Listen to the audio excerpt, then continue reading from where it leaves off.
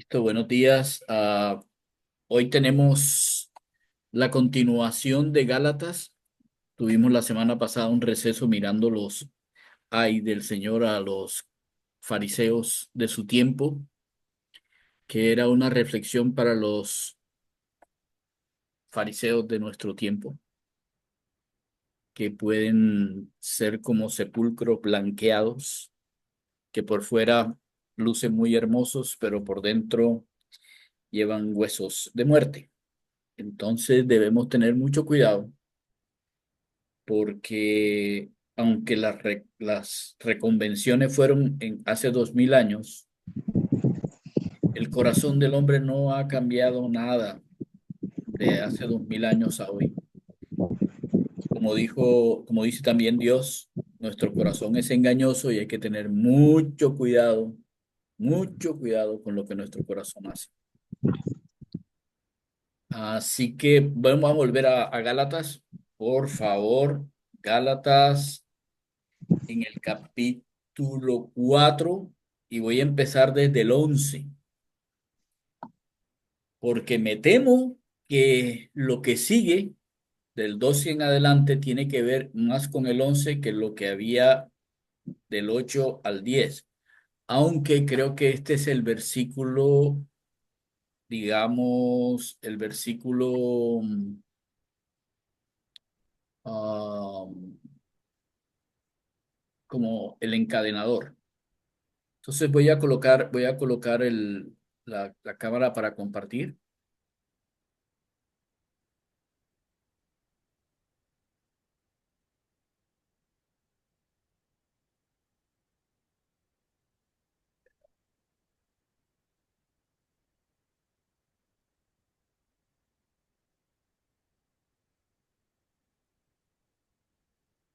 Permítame un momento. No sé por qué siempre me enredo con esta.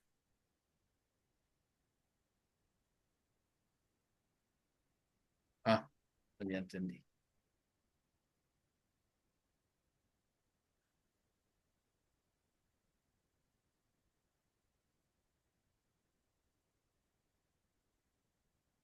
Ya está. Ok.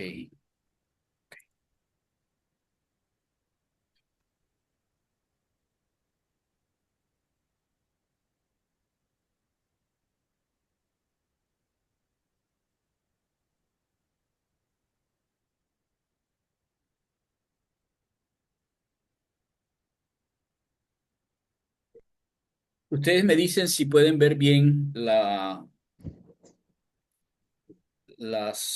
letras, el texto. ¿Si pueden ver bien? Sí, señor. Sí, señor. Pueden leer acá, me temo de vosotros que haya trabajado en vano con vosotros. Sí, señor. Ok, perfecto. Sí, señor. Muy bien, entonces dice este versículo 11 que creo yo es el conector entre los versículos anteriores y este de por qué se quieren esclavizar y guardan los días de guardar que llamábamos antes en el catolicismo. ¿Por qué están guardando eso? Que si es Año Nuevo, que si es Navidad, que si es, si ustedes obedecen eso como si fuera lo que realmente importa y no el trasfondo de lo que importa realmente. Bueno, al final en el versículo 11 él dice, me temo de ustedes que haya trabajado, y esta es la palabra a la que yo quiero referirme, que copiaca, que realmente es una traducción del verbo, es una conjugación del verbo copiar. Miren que significa más que un trabajo habitual, algo que yo puedo hacer normalmente, es el trabajo que va más allá de los límites, el trabajo que hacían los esclavos, ese trabajo que si no estabas rindiendo te daban azote. Y si no llegabas hasta el fin en que ya prácticamente te estabas cayendo, te seguían dando azote. O sea, es el trabajo esmerado, con un ahínco, con una fuerza. Entonces Pablo aquí dice que yo temo de ustedes que yo no haya trabajado perdón, que yo haya trabajado en vacío con ustedes. Esta palabra vacío, ¿qué significaría un trabajo en vano o un trabajo en vacío, al vacío? ¿Qué creen ustedes que sería trabajo al vacío? ¿Cómo dicen era? Es un trabajo que no tiene fruto. Lo que que Pablo no es, estaba mirando en los Gálatas, cuando los Gálatas querían volver otra vez a la esclavitud en la que vivían antes, es que él no estaba viendo fruto de todo lo que a él le había costado llevarles el mensaje del evangelio. Ahora, ustedes dirán, no, pero eso es un trabajo de Dios, ese Dios es el que convence, el Espíritu Santo es el que convence, y entonces me parece mal que ese Pablo se haya puesto a decir porque él ha trabajado bastante. Le quiero recordar que al igual que el Señor Jesús, Pablo también era un hombre. Y como hombre, los hombres cuando no vemos fruto, nos frustramos. ¿Recuerdan la higuera?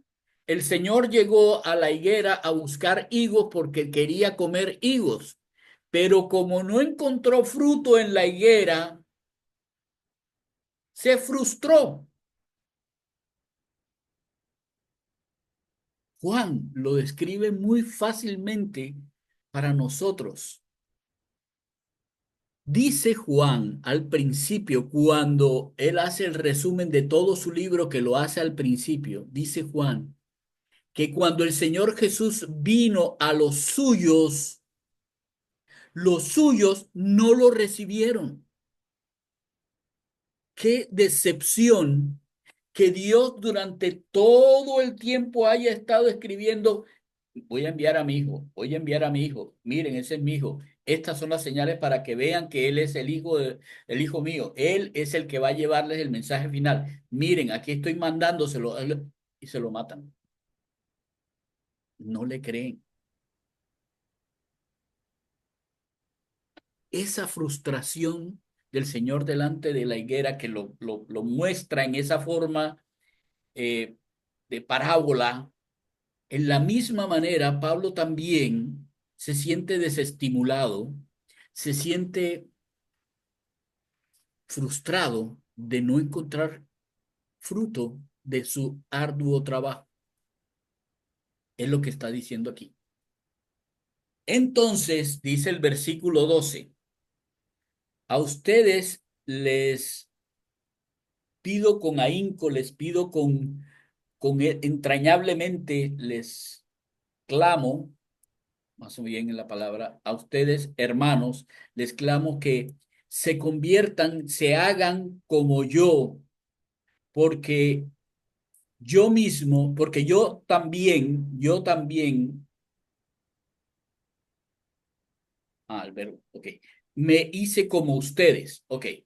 Esto de yo también me hice como ustedes es esto. Cuando Pablo fue a compartirles el evangelio, él les dijo, él les dice, les puso aquí, yo también era como no conociendo a Dios. Eso era lo que ellos eran en otro tiempo. En el tiempo en el que fue Pablo, eran personas que no conocían a Dios. Y ya no voy a decir qué significa esta palabra conocimiento. Pero aquí en el versículo 12 está diciendo, háganse como yo me hice como ustedes. O sea, como si yo cuando yo les compartí, cuando yo llegué a ustedes, yo me hice como si no supiera, me puse en sus zapatos para poderles decir el mensaje. Me tuve que poner en sus zapatos, vivía lo que ustedes estaban viviendo. Así que en la misma manera en que yo lo hice, hombre, por favor, háganlo como yo. Ahora vengan ustedes y pónganse en mis zapatos, pónganse acá. Entonces, bueno, él dice, ninguna injusticia me han hecho. A mí no me han hecho, no es contra mí que me han hecho algo malo. A mí no me han hecho nada que me sea mal. El problema no es contra mí. Yo no siento que ustedes lo estén haciendo en una forma personal y diciendo, no, no te quiero, no quiero saber nada. No, no lo están haciendo contra mí. No es algo personal. Pero ustedes saben que a causa de una debilidad en la carne sí, una enfermedad en el cuerpo, yo les anuncié el evangelio al principio. O sea, cuando yo me hice como ustedes, cuando yo me coloqué en sus zapatos, yo tomé el evangelio y se los hice saber de una forma tan, tan desmenuzada,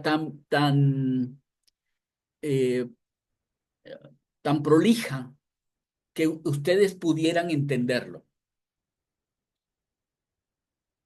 Hasta ese punto, yo les enuncié, y aún en ese momento yo estaba mal, algo estaba mal en mi cuerpo. Yo tenía una debilidad, tenía falta de fuerza en mi carne.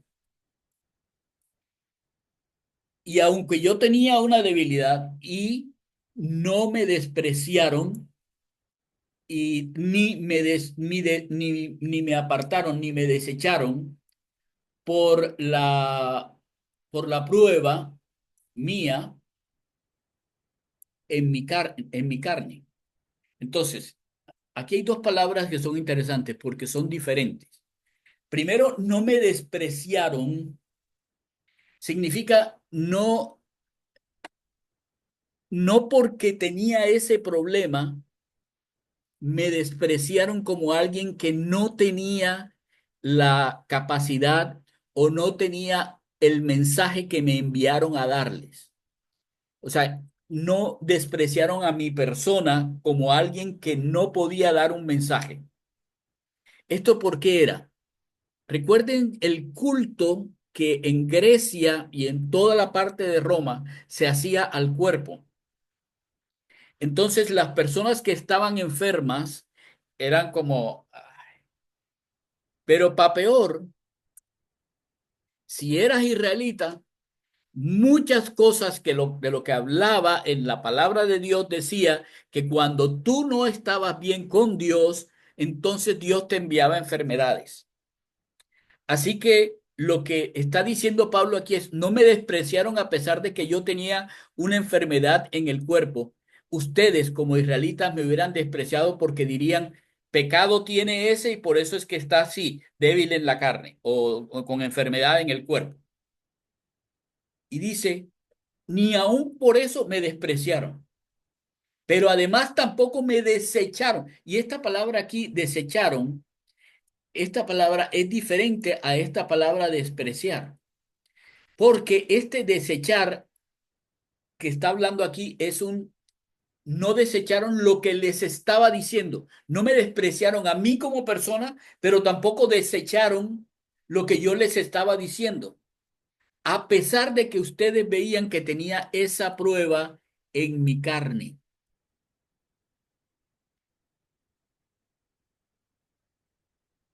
Que si Dios prepara el camino, Dios prepara el camino. En una condición normal, los israelitas no hubieran escuchado a Pablo.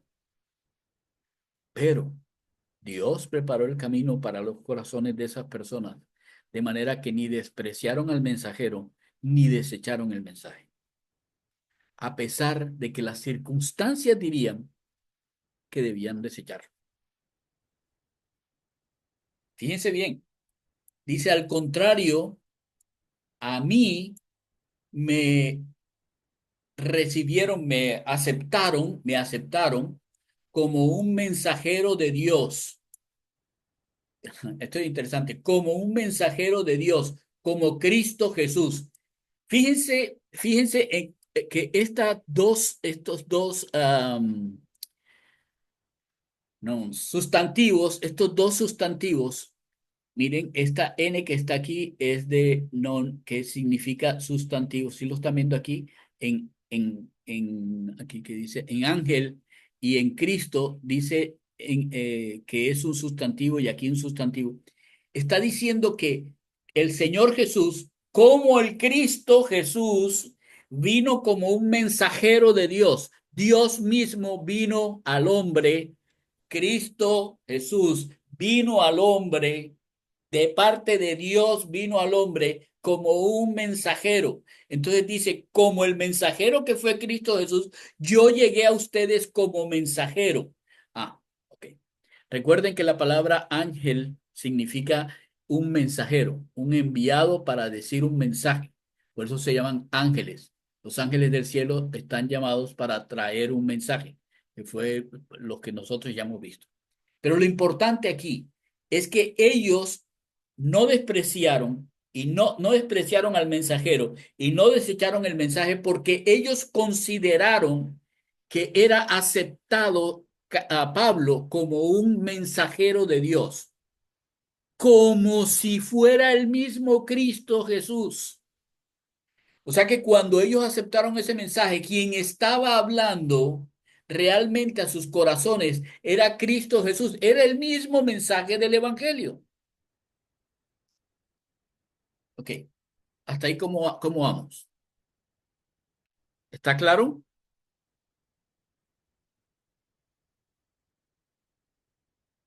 No, pero no solamente Maribel puede decir que sí. Los demás, ¿está claro por qué razón Pablo dice, yo he Sí, trabajado muchísimo, plenamente. pero no veo fruto? Entonces les está diciendo, yo me hice como ustedes para que ustedes pudieran entender, aun cuando ni siquiera tenía las fuerzas completas para hacerlo.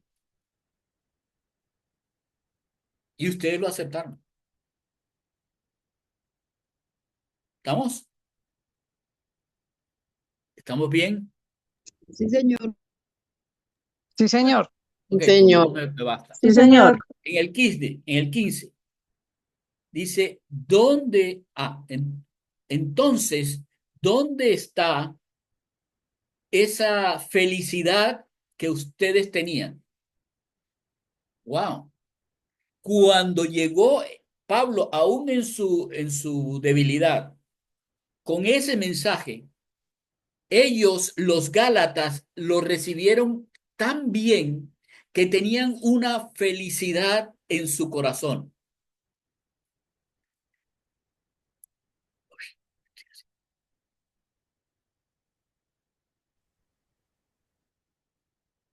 Porque,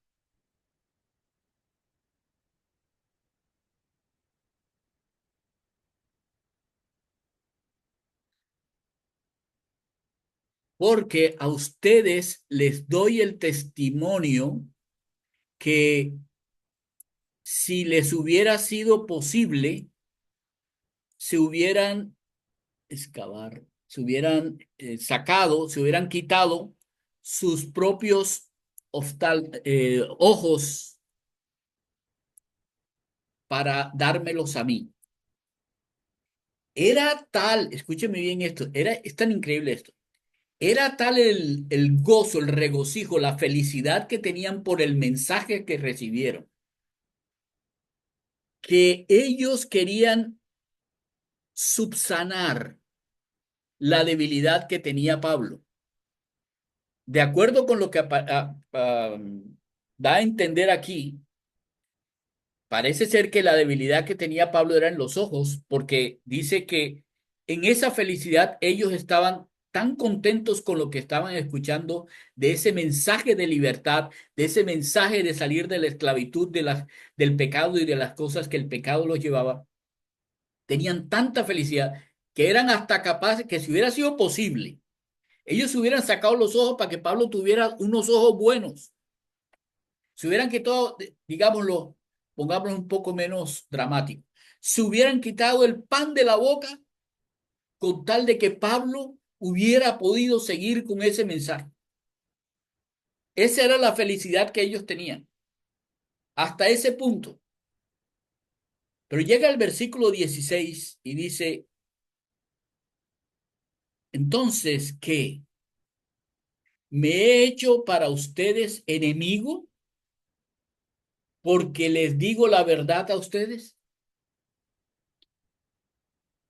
Yo lo he puesto acá como palabras como si estuvieran en medio de fuego. La verdad son de las cosas que, como dice el dicho, la verdad duele, ¿cierto? Y a las personas no les gusta que les digan la verdad porque la verdad duele. No entiendo eso, pero es así. La verdad duele. Me he hecho pues vuestro enemigo por decirles la verdad. Oigan, ¿cómo es que ustedes quieren volverse a esclavizar si ya yo les di un mensaje en el cual lo que ustedes iban a recibir era la libertad? ¿Por qué quieren volverse a esclavizar? Ah, me hago enemigo por decirles a ustedes que no hagan eso, que no guarden los días, que no guarden lo que les dicen los judaizantes, que tienen que circuncidarse, que tienen que. Por eso me hago enemigo de ustedes. Ok, les voy a decir una cosa. Ellos, ¿quiénes son esos ellos que dice aquí? Ellos tienen celo, ellos, porque es la tercera persona del plural, ellos tienen celos por hacia ustedes, para ustedes, no bueno, no bueno, sino al contrario, que ellos desean apartarlos, quitarlos de nosotros para que ustedes también tengan celos de ellos. O sea, ¿qué es lo que ellos quieren cuando les empiezan a decir cosas y les empiezan a decir que esa es la manera de vivir y cuando les empiezan a mostrar las cosas que ellos pueden darles? Lo que están tratando de hacer es que ustedes los sigan a ellos. ¿Quiénes son esos ellos? Bueno, esos ellos son estos mismos ellos que están acá arriba. ¿Lo ven? No, aquí dice, no, no son dioses. Estos que no son dioses, estos que por naturaleza no son dioses, son esos mismos a los que quieren que las personas los sigan a ellos en vez de seguir a Cristo. En vez de seguir la libertad de Dios, quiere que le sigan a ellos y hagan lo que ellos quieren. Por eso, todas las filosofías y todas las religiones y todos los fariseos hacen exactamente la misma cosa. Tienen que, hay que, es necesario que tú debes tan. Nunca te van a preguntar si quieres. No, eso es lo que hacemos aquí. Si quieres estar bien, si no quieres estar, adiós.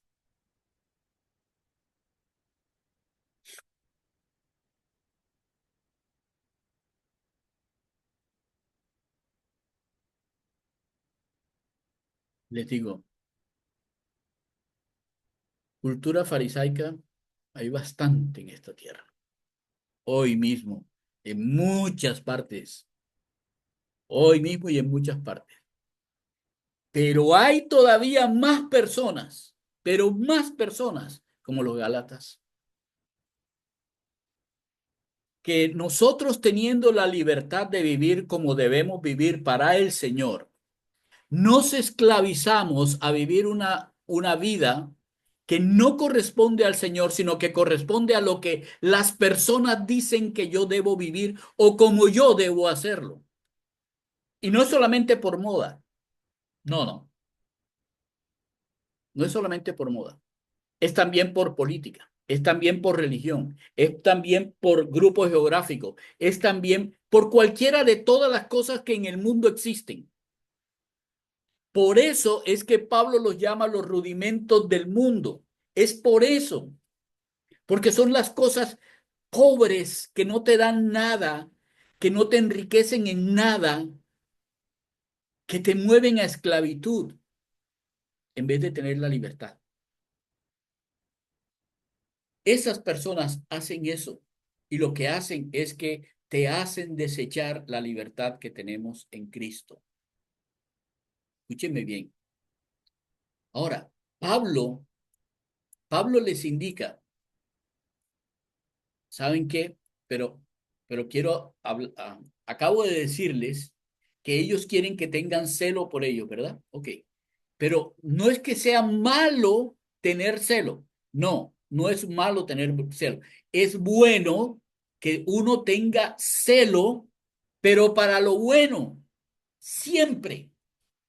Esta palabra pantos es siempre, en todas las cosas, en cada cosa que yo haga. No es solamente para el tiempo, también podría aplicarse para las cosas. En todas las cosas que uno hace, debe procurar, buscar, tener celo, ese deseo entrañable de hacer lo bueno siempre.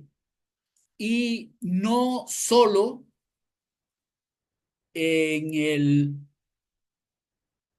tiempo en que, o en el momento en que estoy con ustedes. No solamente, o sea, no solo, uno no, nosotros debemos aprender a vivir lo bueno de Dios, las cosas que Dios nos enseña que es lo bueno. No importando quién esté o quién no esté, el pastor no es, porque ya sabemos que pastor solamente hay uno, Jesús. Ya sabemos que maestro solamente hay uno, Jesús. Ya sabemos que padre solo hay uno, Dios Padre. No, Dios. Así que, ¿qué importa si Pablo estaba o si está el pastor o si está el obispo o si está yo no sé quién otro? No, yo debo aprender a vivir lo bueno que Dios me ha enseñado sin importar que las otras personas vean o no vean. ¿Por qué? Porque eso es bueno. Por simple definición, es bueno. Y si yo hago lo bueno, hombre, hay una regla que dice que si yo siembro papa, mi resultado, mi fruto es papa. Papá, Y si yo siembro lo bueno, mi resultado siempre será lo bueno. Parece una tontería. Ah, no es una tontería. No, no es tontería. Es lo real. Es la verdadera realidad.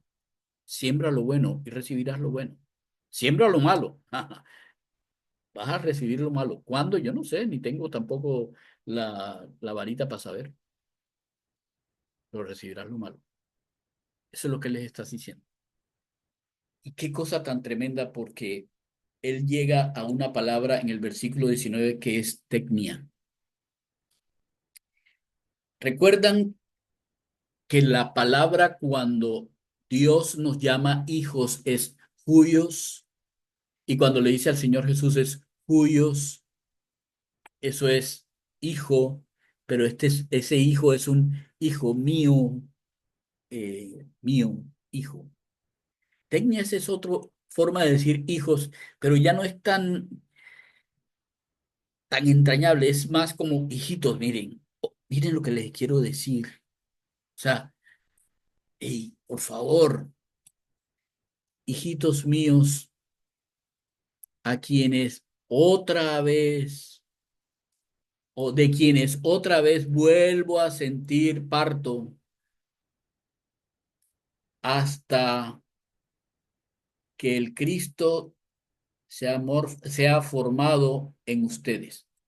Ok. ¿Quieren una definición de cómo es la vida cristiana? Versículo 19 está perfectamente establecido qué es la vida cristiana. Dios nos parió, nos parió como hijos cuyos de Él a través de alguna persona que nos hizo tecnios, hijos, o fue padre, como llaman padre espiritual, que le mostró el evangelio a las personas y las personas en Gálatas, por ejemplo, en Galacia, perdón, las personas en Galacia cuando recibieron ese mensaje dijeron, wow, es lo que necesitamos. Necesitamos ser libres de tantas corrupciones que nosotros vemos. Necesitamos ser libres del pecado que nos agobia. Necesitamos ser libres de todo lo que nos enseñan que creemos que es lo más importante y resulta que no tiene nada que ver con la importancia. necesitamos entender que existe un Dios que nos ama. ¡Wow! El Dios Todopoderoso nos ama. Es el Deus, no el Zeus, sino el Deus. Ese nos ama y se encarnó para que nosotros tuviésemos la libertad. Ok, eso es lo que le enseñó. En ese momento en que una persona acepta que el Señor, que Jesús es el Señor, el Cristo Jesús, que es aquel que murió por nosotros, en ese momento es el dolor de parto. Es ese dolor de parto del que él está aquí hablando, es esto mismo de trabajado. Él trabajó al principio con ellos en una forma fuerte, les mostró, les enseñó, les dio en las escrituras, sin las escrituras, con su vida, con su trabajo, con la forma, aún con todo lo que él tenía como debilidad en su cuerpo o como enfermedad en el cuerpo, les mostró. Esos son los dolores de parto que dice aquí. ¿A dónde termina la vida cristiana? ¿Qué es la vida cristiana? Es una formación. Miren la palabra que está aquí, morfos, tomar forma, transformarse, transforma, volver a formarse, tener una forma. ¿De quién? De Jesús.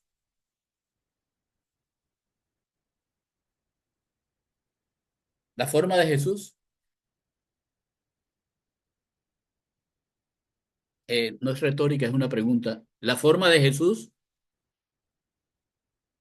Sí, la forma de Jesús. ¿Ven que me quedé callado? ¿Sabe qué significa eso? De Que no es Cristo, la forma de Jesús. de Cristo. Ah, eso es una cosa muy diferente. No, Ah, no, porque no. Jesús es Dios el no está nombre. diciendo que nos va a llevar a formarnos al Jesús de hace 2000 años. No, no. Está diciendo que la vida cristiana es un viaje de transformación hasta llegar a ser como el ungido de Dios, como el Cristo, como el que está sentado en el trono, como un verdadero hijo de Dios, un Juyos. Eso es lo que está diciendo él ahí. Esta es la vida cristiana. Empieza con el hecho de que tú creas realmente que Jesús es el Señor, que Jesús murió por tus pecados en una cruz, que está sentado a la diestra de Dios Padre. En eso empieza, porque tú en el momento en que estableces que en tu vida Jesús está sentado en el trono de Dios, significa que Jesús es Dios y significa que Jesús es el Señor de tu vida. En ese momento empieza en la transformación que hace el Espíritu Santo a que llegues a la plenitud de Cristo.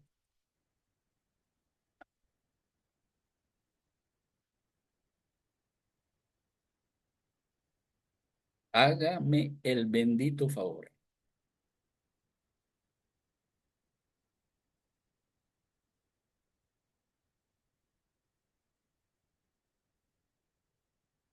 Aunque, versículo 20, aunque, no sé, voy a dejar un momentico que lo toquen, que tomen eso. Qué cosa tan impresionante.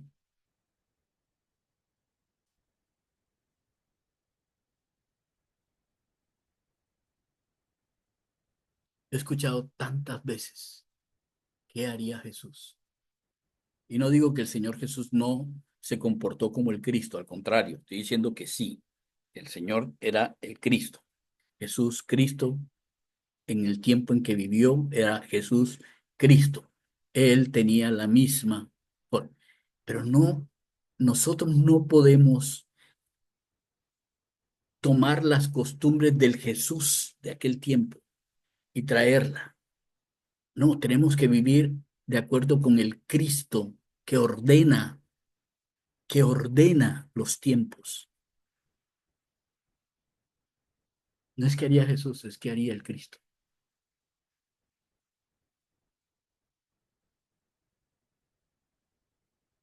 Wow, eso es tremendo. Versículo, un momento.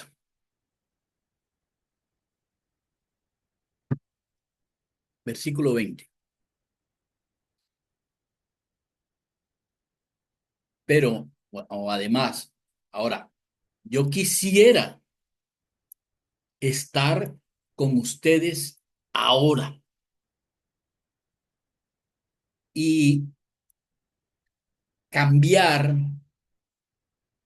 la forma de hablar, mi forma de hablar, porque, o, pero sí, porque estoy anonadado, perplejo, estoy perplejo por ustedes. ¿Qué pasó? ¿Cómo pudieron volver? ¿Qué, cómo pudieron convencerlos de algo tan absurdo de volver a esclavizarse? No tiene ningún sentido. Entonces, me gustaría estar con ustedes y incluso estando con ustedes, me gustaría cambiar el tono de lo que les estoy diciendo. Esto me lleva a pensar que todo lo que hay aquí, de aquí para abajo, de aquí para arriba, perdón, no lo estaba diciendo o está manifestándoles, no se los estoy diciendo de una manera amorosa y paternalista y no, estoy diciéndoselos muy en serio. Hey, ¿yo me he hecho acaso enemigo de ustedes porque les digo la verdad? ¿Y dónde está esa satisfacción que ustedes tenían cuando yo les compartí el evangelio y dijeron que sí, que Cristo era el Señor? ¿Dónde está esa satisfacción de tener la libertad, una libertad tan grande que les daba para tener un corazón tan dadivoso como para querer sacarse los ojos si se pudiera, para dármelos a mí que estaba en debilidad? ¿Qué les pasó a ustedes? Yo creo que ese era ¿qué dice? El tono con el que Pablo les está mostrando esto. Y yo creo que lo que él estaba diciendo cuando dijo este último versículo es decirle, ojalá estuviera con ustedes, a ver si cuando yo les diga esto, veo en ustedes el fruto que no he visto de mi trabajo en el Señor, con el Señor y por el Señor para ustedes, y pudiera cambiar el tono y entonces volver otra vez al tono de conciliación y de felicidad que se tenía al principio.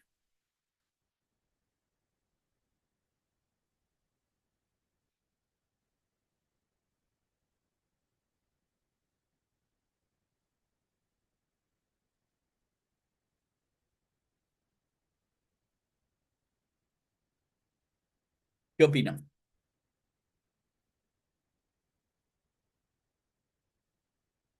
Voy a detener aquí un momento.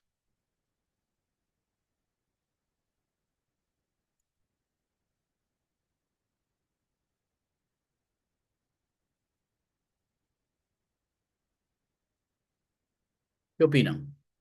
Los escucho.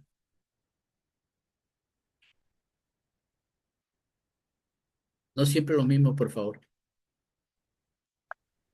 Yo siempre pensaba, ¿qué haría Jesús? Siempre lo decía, ¿qué haría Jesús? Siempre.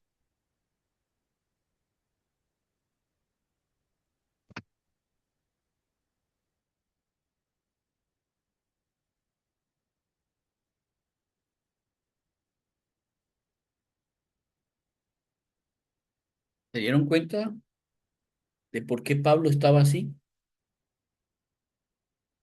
Pablo está diciendo a los Gálatas, óiganme,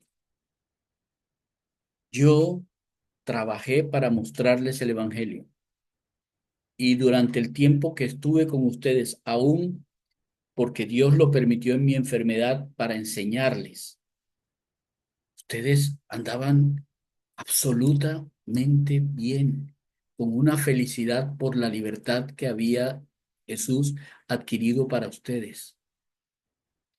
Jesús el Señor estaba siendo formado en ustedes, estaban creciendo en Cristo. Y ahora escucho que quieren regresar a los rudimentos que tenían antes de escuchar el evangelio que yo les mostré, cuando ustedes deberían seguir caminando en ser formados cada vez más a la manera de Cristo, o sea, a la manera de un hijo de Dios, y ustedes desecharon o están desechando esa libertad, están regresándose a cumplir con las normas de falsos dioses que por naturaleza no son Dios. Pablo estaba aterrado de ver cómo estos hombres estaban volviendo sus ojos atrás, estaban otra vez caminando hacia atrás. En vez de avanzar, estaban retrocediendo. Así es. ¿Y qué está pasando con nosotros? Exactamente lo mismo. Nuestra forma está siendo cada vez más como la de Cristo, o simplemente estamos volviendo atrás, lo cual sería un desperdicio, o estamos quietos en donde nos han dejado y no importa, lo cual sería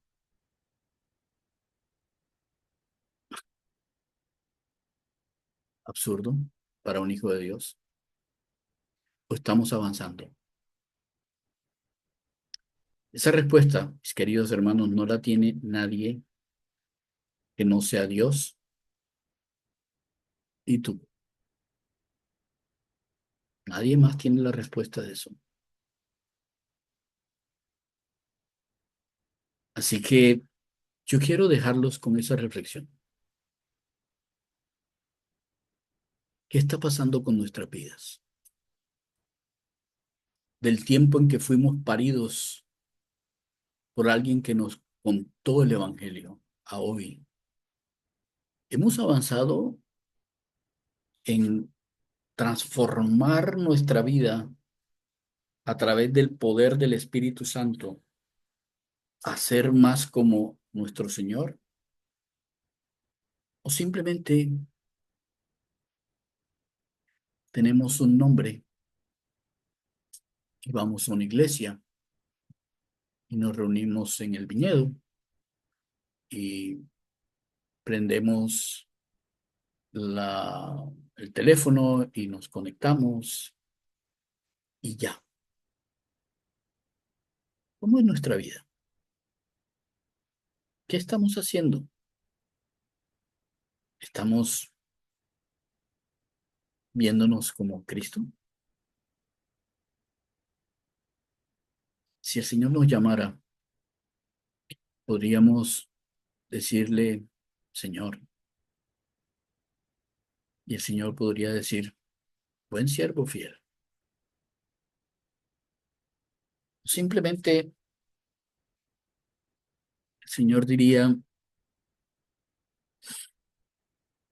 a ese que escondió mi tesoro y no tuvo ni siquiera para ponerlo a dar reintereses, échenlo fuera. No estoy hablando de echarlo fuera del cielo porque esa herencia ya la tenemos, pero sería supremamente vergonzoso que después de semejante sacrificio nos dijeran, no construiste nada.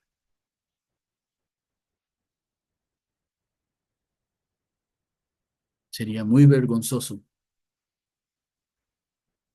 que después de tener el poder del Espíritu Santo, el Todopoderoso, en nosotros, dijéramos, no pude hacer nada.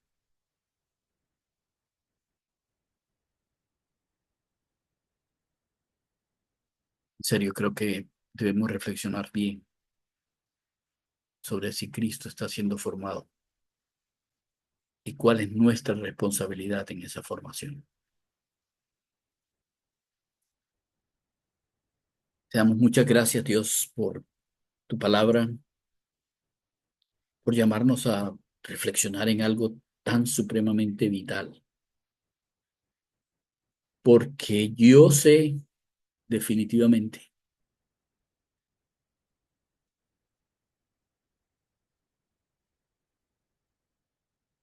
que en la vida cristiana no avanzar es retroceder.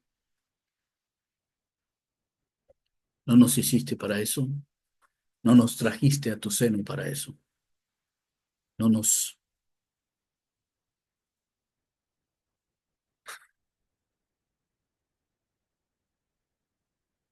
diste tu ADN para que seamos menos de lo que tú has considerado que podemos ser. Realmente, Dios, te agradecemos inmensamente por tu Santo Espíritu, porque sabemos que sin Él no podríamos hacer absolutamente nada ni crecer. Pero teniéndolo, Dios, queremos pedirte que no por el domingo, no por una sola reunión de una hora, sino por toda nuestra vida, tengamos la fortaleza para dar un paso adelante todo el tiempo de nuestras vidas en ser como tú. Nosotros queremos tener ese celo por ti. Queremos tener ese celo por ti, no por las cosas de este mundo, por ti, porque no hay nada mejor que vivir contigo. Señor Jesús, escúchanos. Padre, escúchanos. Espíritu Santo, ayúdanos, porque nosotros lo hacemos en tu nombre, para la gloria de tu nombre. Amén. Nos vemos Amén. la próxima semana. Un abrazo a todos. Amén.